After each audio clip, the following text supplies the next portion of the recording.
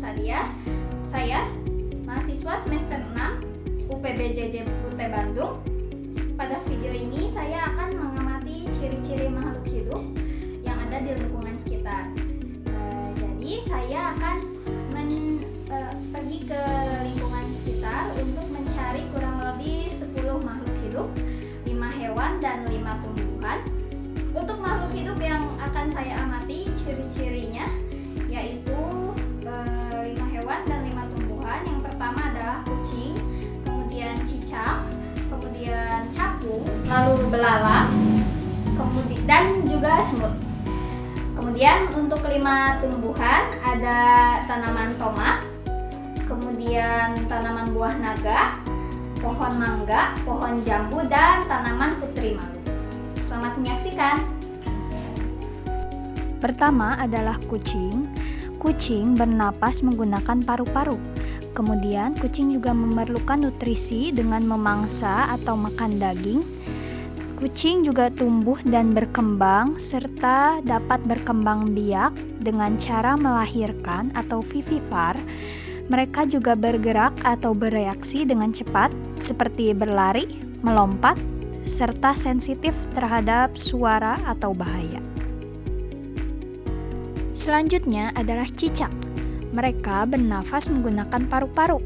Mereka juga memerlukan nutrisi dengan cara memakan serangga yang lebih kecil.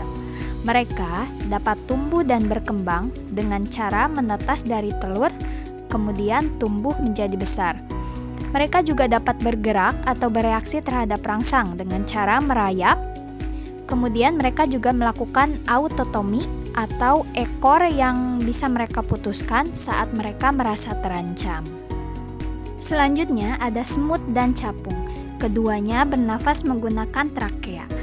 Makanan semut beragam, bisa nektar ataupun sisa makanan. Mereka juga mengalami metamorfosis sempurna dari telur, kemudian larva, pupa, baru kemudian dewasa. Mereka juga dapat bergerak dan bereaksi terhadap rangsang. Biasanya mereka berjalan dalam koloni serta bereaksi terhadap feromon.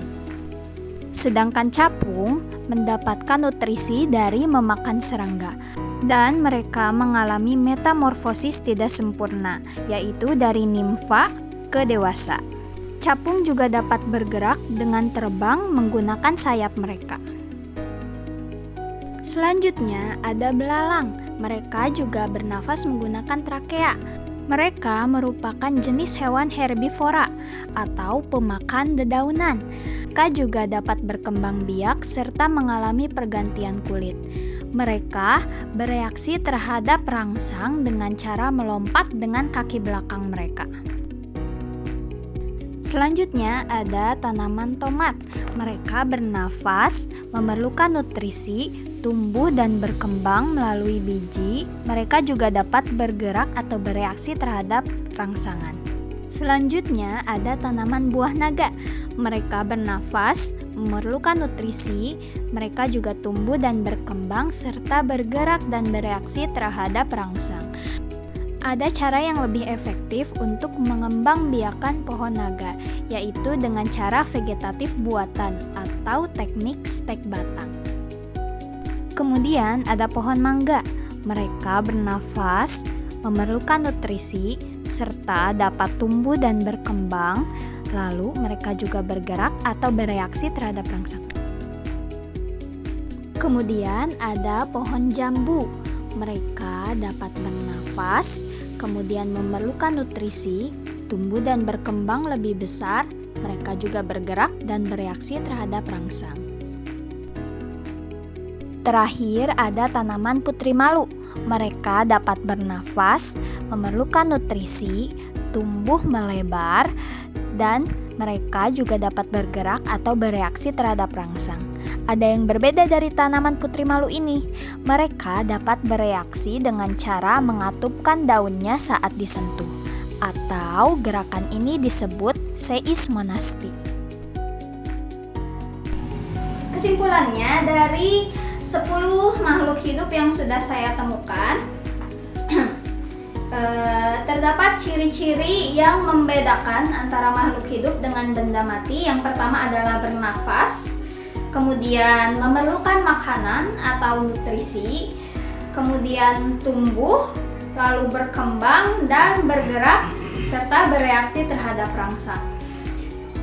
Walaupun terdapat perbedaan antara hewan dengan tumbuhan, terutama pada ciri-ciri bergerak. Tumbuhan juga melakukan pergerakan dan bereaksi terhadap rangsang meskipun sedikit lebih terlambat, kemudian lebih sulit untuk diamati daripada hewan. Terdapat pengecualian terhadap tumbuhan putri malu. Karena tumbuhan putri malu melakukan gerakan seismonasti dan niktinasi yang bereaksi lebih cepat terhadap rangsang.